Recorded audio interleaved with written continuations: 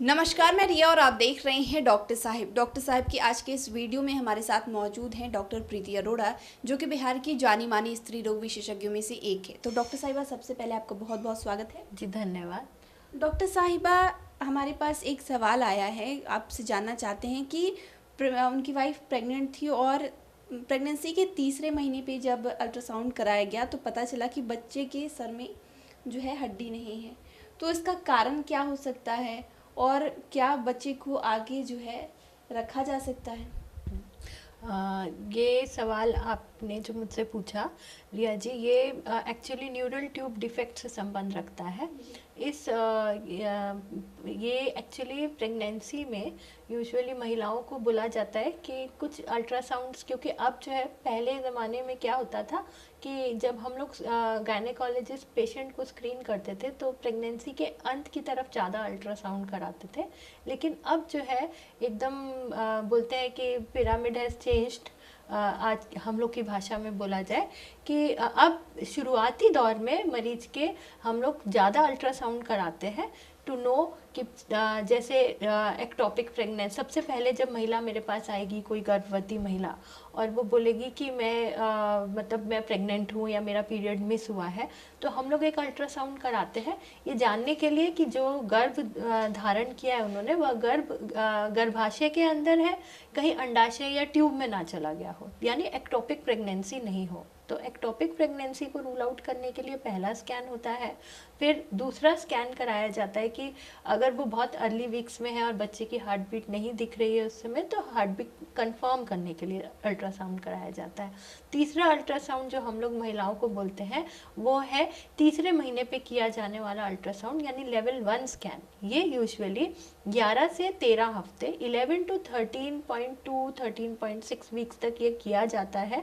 इसमें यूजुअली ये nasal bone यानी बच्चे की नाक की हड्डी और एक न्यूकल ट्रांसलूसेंसी यानी कि उसके गर्दन में पानी जमा है कि नहीं ये देखा जाता है।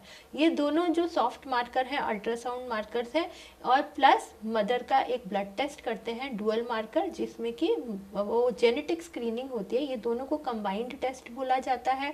और ये एक स्क्रीनिंग है फॉर डाउन सिंड्रोम। जो हमने देखा है मंद बुद्धि बच्चे जन्म लेते हैं यूजुअली, उन बच्चों को अवॉइड करने के लिए, उन जेनेटिकली डिफॉर्म्ड बच्चों को हम लोग पहले से डिसाइड करके प्रेगनेंसी हटा सकें, और तो ताकि महिलाएं उस सब परेशानी से बच सके। ये स्क्रीनिंग इम्पॉर्टेंट है, यही लेवल 1 स्क्रीनिंग है। जैसे आप बात कर रही हैं, आपने एक मरीज को ऐसे देखा तो ज़रूर उनका लेवल 1 स्कैन में प्रॉब्लम आया। और न्यूरल ट्यूब डिफेक्ट जो मोस्ट कॉमन डिफेक्ट पाया जाता है बच्चों में और आफ्टर दिस जेनेटिक एबनॉर्मेलिटी, और न्यूरल ट्यूब डिफेक्ट्स जो है उसमें ब्रेन अच्छे से बनता नहीं है। इसको अवॉइड करने के लिए महिलाओं को हरे साग सब्जियां, फलों का सेवन करना चाहिए। जो न्यूली वेडेड हैं, प्री जेनेटिक काउंसलिंग जिसको प्री नेटल काउंसलिंग बोलते हैं, जब आप अपने आप को शारीरिक मानसिक तौर पे स्वस्थ मानते हुए आप गर्भ धारण करने का निश्चय करती हैं, एक बार जाके गायनेकोलॉजिस्ट से मिलिए तो आपको वो डेफिनेटली एडवाइस करेंगे फॉलिक एसिड का सप्लीमेंटेशन।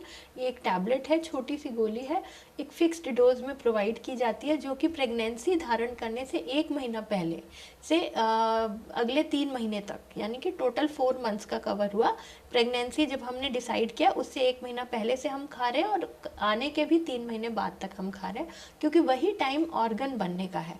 जब हम यूजुअली प्रेगनेंसी टेस्ट करते हैं तो डेफिनेटली हम लोग 1.5 महीना पार होने पे चेक करते हैं, तो 6 वीक्स हो जाता है। 6 वीक्स पे यूजुअली बच्चे का सब कुछ ब्रेन बन चुका होता है, तो जो लॉस होना था हो गया। इसीलिए पहले फॉलिक एसिड सप्लीमेंटेशन जरूरी है।